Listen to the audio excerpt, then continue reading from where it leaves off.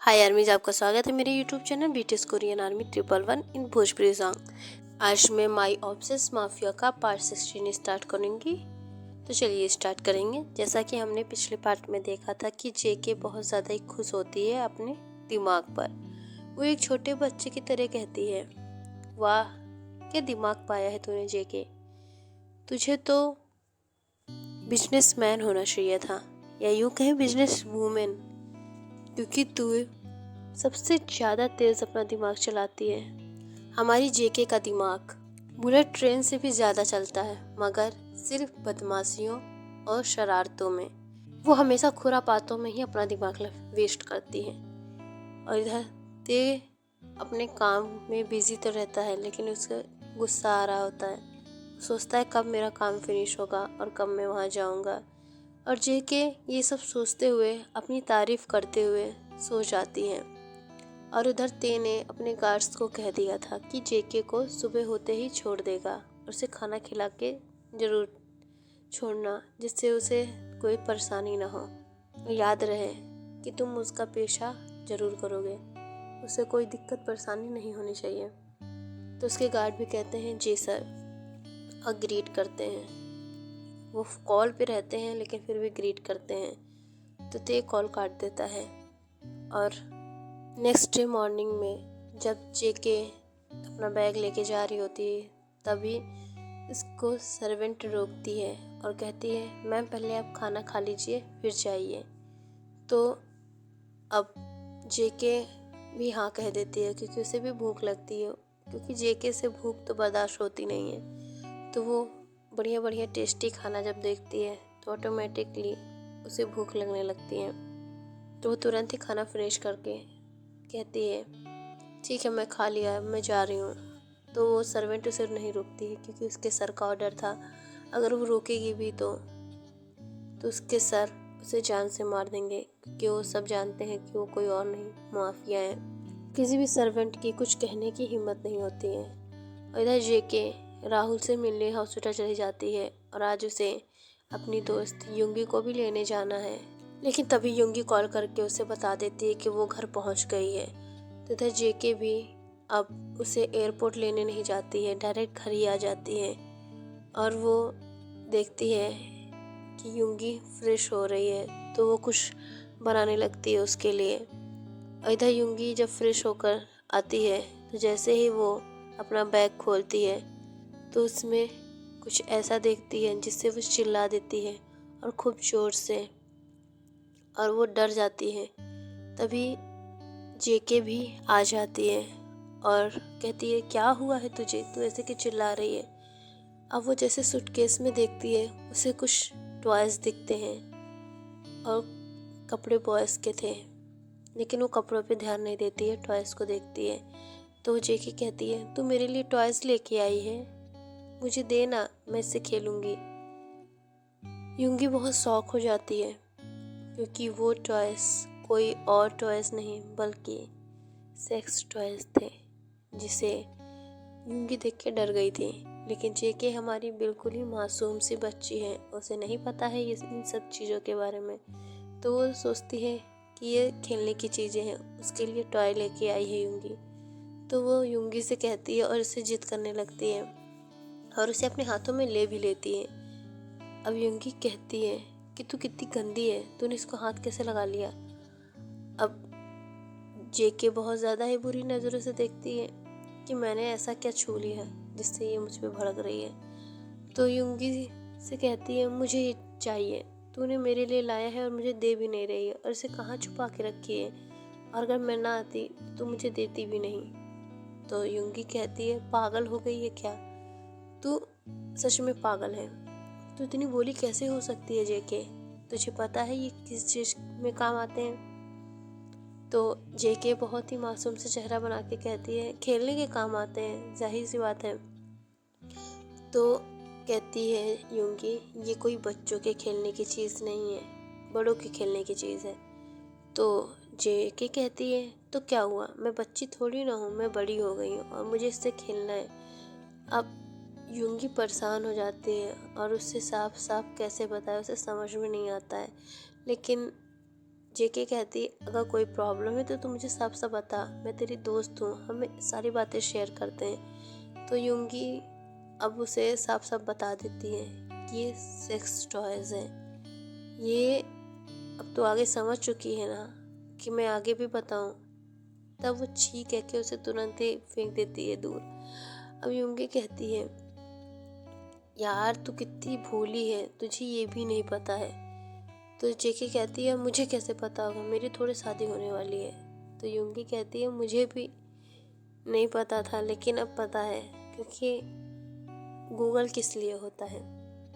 अब जेके बहुत ज़्यादा ही शौक थे, क्योंकि उसे नहीं पता था उसने क्या देखा, क्या सुना और क्या छुआ। अब वो बहुत ज़्यादा ही गुस्से में कहती है यार तू बहुत गंदी है, तूने पहले क्यों नहीं बताया। अब यूंगी कहती है मैंने तुझे मना किया था, कब से तुझे मना कर रही हूँ, लेकिन तुझे कोई बात सुननी नहीं है, तुझे अपनी मन की ही करनी है। एक्चुअली गाइस यूंगी की शादी फिक्स हो गई है और इस वजह से वो जेके के साथ टाइम बिताने आई है, क्योंकि वो अपनी दोस्त से पता नहीं कब मिल पाएगी शादी के बाद। और जेके भी बहुत खुशी खुशी उसे एक्सेप्ट करती है और उसे अपने घर बुलाती है, जो कि राहुल का होता है।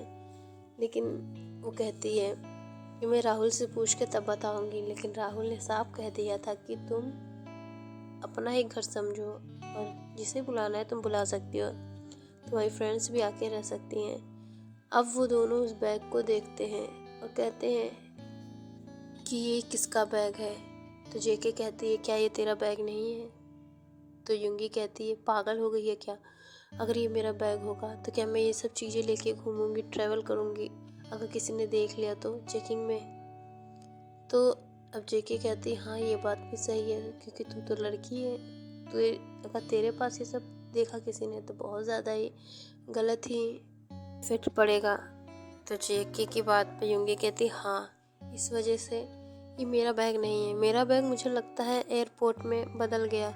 अब वो दोनों ही बहुत ज़्यादा परेशान हो जाते हैं, तो एयरपोर्ट में कॉल लगाते हैं, तब उन्हें कुछ भी पता नहीं चलता है और वो दोनों ही परेशान होते हैं और पूछते हैं कि क्या कोई मिसिंग बैग की कंप्लेन आई है, लेकिन एयर होस्टेस कुछ नहीं बताती है क्योंकि उसे पता ही नहीं होता है। अगले दिन जेके के पास कॉल आती है, हेलो क्या आपके पास मेरा बैग है। तो जेके कहती है क्यों, मेरे पास आपका बैग क्यों होगा। तो वो आदमी कहता है कल मेरा बैग एक्सचेंज हो गया था एयरपोर्ट में। तो ये जेके को याद आता है हाँ उसका बैग तो हाँ यूंगी के पास है। तो वो कहती है कि शाम को आके ले लेना, क्योंकि वो दोनों ही किसी और काम से जा रहे हैं। तो वो आदमी कॉल काट देता है, क्योंकि इन दोनों को राहुल के पास जाना था। अब ये दोनों ही तैयार होकर राहुल के पास जाते हैं और उसे ब्रेकफास्ट कराते हैं और उसके पास ही रहते हैं कुछ देर। उसके बाद वो दोनों घर आ जाते हैं, क्योंकि ते ऑफिस में था नहीं। तो जेके थोड़ा सा रिलैक्स होके अपने कामों में लगी होती है और शाम को वो दोनों घर पहुंच जाते हैं। तभी डोरबेल बजती है और जेके डोर को अनलॉक करती है तो देखती है कि एक लड़का लंबा चौड़ा सा गोरा चिट्टा सामने खड़ा होता है और वो कहता है कि आपका बैग मुझसे एक्सचेंज हो गया था और मेरा बैग आपसे। और वो देखता है कि वो लड़कियां वहाँ रहती हैं तो उसके मन में डेविल स्माइल आ जाती है और कहता है ओह तो यहाँ लड़कियाँ रहती हैं, अब तो और मज़ा आएगा। क्योंकि वो और कोई नहीं युनजुन होता है, युनजुन द प्ले बॉय, और वो हमारे ते का कज़न होता है। इस वजह से वो बहुत ज़्यादा ही प्ले बॉय है, जिसके बारे में जिनने बात की थी अपने भाई से और उसके भाई ने उसे यहाँ ते के पास भेजा था। ये वही युनजुन है। अब युनजुन जेके को देख के स्माइल करता है और कहता है ओ सॉरी मैं तो भूल गया, ये लीजिए आपका बैग। अब जेके कहती है हाँ आप यहाँ बैठिए, तब तक मैं आपका बैग लेके आती हूँ। अब जेके यूंगी का बैग ले जाकर युनजुन का बैग लेके आने के लिए ऊपर जाती है। तभी किचन से युंगी कहती है, जेके जेके यहाँ आना, तो मुझे कुछ काम है, देखना पीछे खुजली हो रही, खुजला देना। अब यूनजून के मन में डेविल स्माइल आ जाती है और कहता है, ओह, तो इस घर में 2 लड़कियां रहती हैं। अब वो दबे पांव किचन में चला जाता है जहाँ से युंगी की आवाज़ आ रही थी। अब वो देखता है कि युंगी उसकी तरफ पीठ करके खड़ी होती है, क्योंकि वो बहुत ज़्यादा ही सुंदर होती है, और उसके बैक साइड पे जाके उसे टच करने लगता है। लेकिन युंगी कहती है, ये टच क्या कर रही है, खुजलाना, मुझे खुजली हो रही है। अब जुनजुन भी धीरे धीरे उसे खुजलाने लगता है। तभी जेके की आवाज़ बाहर से आती है कि वो लड़का कहाँ गया, युंगी तूने देखा है क्या? तभी युंगी पीछे मुड़ के देखती है तो पीछे जुनजुन खड़ा होता है, जिसे देख के वो चिल्लाती है और कहती है, तुम यहाँ क्या कर रहे हो? लेकिन युंजी स्माइल करके कहता है, तुमने ही तो बुलाया। तो युंगी कहती है, मैंने तुम्हें नहीं, अपनी फ्रेंड को बुलाया था, जेके को, और तुम यहाँ पे क्या कर रहे हो लफंगों की तरह, चलो निकलो यहाँ से। अब युंगी उसके ऊपर बहुत ज़्यादा गुस्सा करती है, लेकिन वो कहता है, तो क्या हुआ, मैं आ गया तो। अब युंगी को और गुस्सा आती है, उसे चिढ़ मचती है और वो उसे मना करती है, कहती है, निकालो इसे। तभी जेके बताती है कि ये वही लड़का है जिसने तेरा बैग लिया था और उसे वापस करने आया है। तब युंगी कहती है, ठीक है, अब इसने बैग दे दिया ना, अब इसे दफ़ा करो। अब जेके भी कुछ नहीं कर सकती थी और वो युनजुन को वहाँ से जाने के लिए कह देती है। युनजुन भी स्माइल करते हुए आ जाता है, तो उसके फेस पे डेविल स्माइल थी और कहता है, वाह, इंडिया की लड़कियाँ, मैंने सोचा था बहुत ज़्यादा ही अच्छी होंगी, लेकिन ये तो चुड़ैलें निकली। अब युनजुन मुंह बनाए उनके घर से वापस आ जाता है और हम दूसरी साइड देखते हैं ते इंडिया आ चुका था और उसके फेस पर एक डार्क स्माइल थी, जिसे देखकर साफ पता चल रहा था कि वो आज किसी का मर्डर करके ही मानेगा, क्योंकि वो माफिया है और उसे याद है कि उस लड़के ने जेके के साथ क्या किया है। अब वो तुरंत ही अपने टॉर्चर रूम की तरफ जाता है, क्योंकि उसे पता था कि उसके आदमी इतने स्मार्ट हैं कि वो उसके टॉर्चर रूम में उस शख्स को ज़रूर रखे होंगे। और क्योंकि वो कॉल करके ऑलरेडी अपने गार्ड से बात कर चुका था, तो वो डायरेक्ट वहीं जाता है और वो जब देखता है कि उसके आदमी एक आदमी को नीचे से बर्फ़ की सीढ़ी पर लिटाए हैं और ऊपर से उसके ऊपर आग के गोले रखे हैं, जिससे वो बहुत ज़्यादा ही तड़प रहा होता है। तभी ते स्माइल करते हुए उसके पास जाता है और वो आदमी कहता है, मुझे जाने दो, मुझे इस लड़की से बदला लेना है, तुम चाहते क्या हो?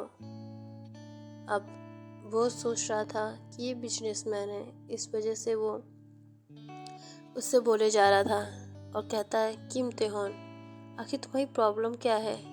मैं उस लड़की से बदला लेना चाहता हूँ जिसकी वजह से तुमने मुझे मारा था, और मैं उससे बदला लेकर रहूँगा और तुम मुझे छोड़ दो। और तुम यहाँ क्या कर रहे हो? और तुम तो बिजनेसमैन हो ना, तुम किम तेहोन, तो तुम यहाँ क्या कर रहे हो? ये सब तो ब्लैक डेविल के आदमी हैं, तो तुम मुझे यहाँ पे बचाने आए हो? तो वो आदमी बड़े ही होप के साथ उसको देखता है, तो डेविल स्मेल के साथ कहता है कि मैं ही ब्लैक डेविल हूँ। अब उस आदमी की तो हालत ही ख़राब हो जाती है, क्योंकि किम तेहोन एक कोल्ड बिजनेसमैन था, लेकिन जब उसे उसकी असलियत का पता चलता है तो वो डर जाता है और कहता है, नहीं, तुम ब्लैक डेविल नहीं हो सकते हो, अगर तुम हो भी तो मैं तुम्हारी सच्चाई किसी को नहीं बताऊंगा, तुम मुझे जाने दो। तो किम तेहोन बड़े ही एटीट्यूड के साथ कहता है, मेरे बारे में कोई जान ले और वो जिंदा रह जाए, ऐसा हो नहीं सकता है, और तुमने तो मेरी जेके को हाथ लगाया है, तो मैं तुम्हें कैसे छोड़ सकता हूँ?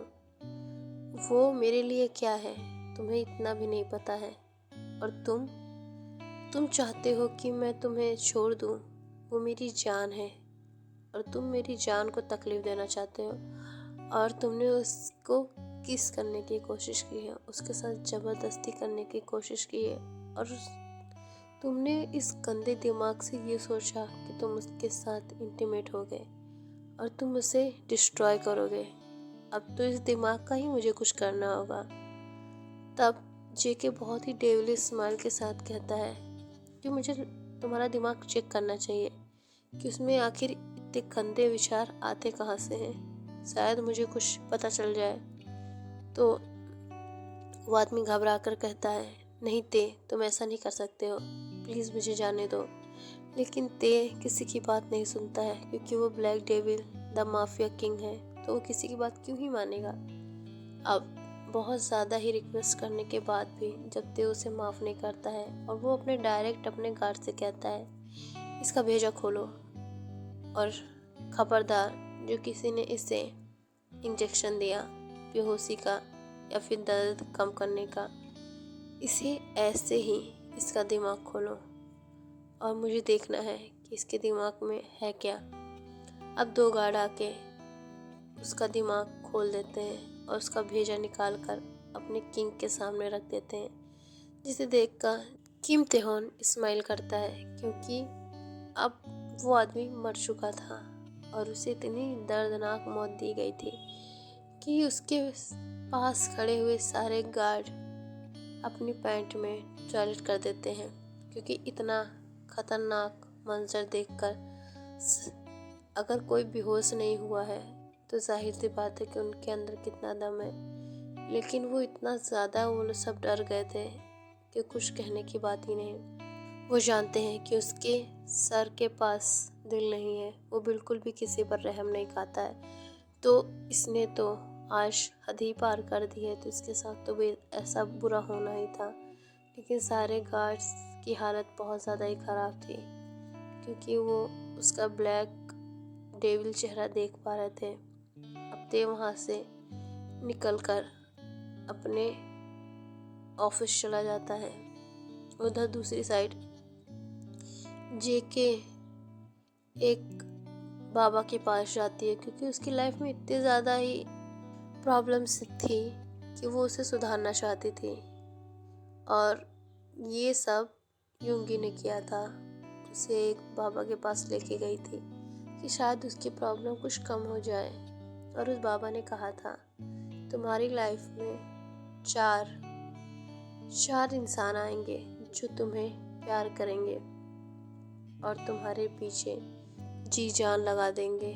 अब जेके बहुत ज़्यादा ही शॉक हो जाती है, क्योंकि वो एक से तो मिल चुकी थी, अब बाकी के 3 बचे थे, और उधर एक इंसान अंधेरे कमरे में बैठा होता है, और उसका गार्ड आके उससे कहता है, सर हम उस आदमी को ब्लैक डेविल के हाथों से नहीं ला पाए, क्योंकि उसने उसे बहुत ही दर्दनाक मौत दे दी है।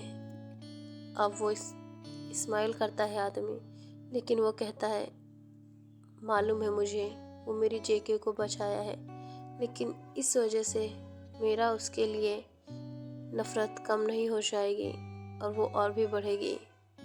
तो भाई अलमिस, तो अगले पार्ट में देखेंगे आखिर ये आदमी है कौन। क्या अगले पार्ट में पता भी चल पाएगा कि आदमी कौन है, और जेके का भी कि उसको वो बाबा क्या कहता है, कि क्या उपाय देगा और क्या नहीं। अब जेके और ते दोनों ही बहुत ज़्यादा ही लड़ने वाले हैं, क्योंकि जेके अनजाने में कुछ ऐसा करती है जिसकी वजह से ते को गुस्सा ही आता है, और वो चाह कर भी उसे प्यार से नहीं समझा पाता है। आखिर ते करे भी तो क्या, उसका स्वभाव ही ऐसा है, क्योंकि वो माफिया है। माफिया के पास दिल नहीं होता है, तो इसमें ते की कोई गलती नहीं है। लेकिन ते जेके से प्यार से रहना चाहता है, लेकिन जेके है कि ते की कोई बात नहीं मानती, वो हमेशा अपनी मर्जी की ही करती है। ते चाहता है कि वो किसी और के पास ना जाए, किसी भी इंसान को टच ना करे, लेकिन जेके अनजाने में ही कुछ ऐसा कर देती है जिस वजह से ते का गुस्सा हाई हो जाता है। तो कि बाय आर्मीज इस पार्ट को मैं ही एंड करती हूँ। मुझे एक आर्मी ने कहा था इस पार्ट को लॉन्ग बनाइए, तो मैंने लॉन्ग बनाया है। शायद ये पार्ट उस आदमी को पसंद आए। बाय आर्मीज।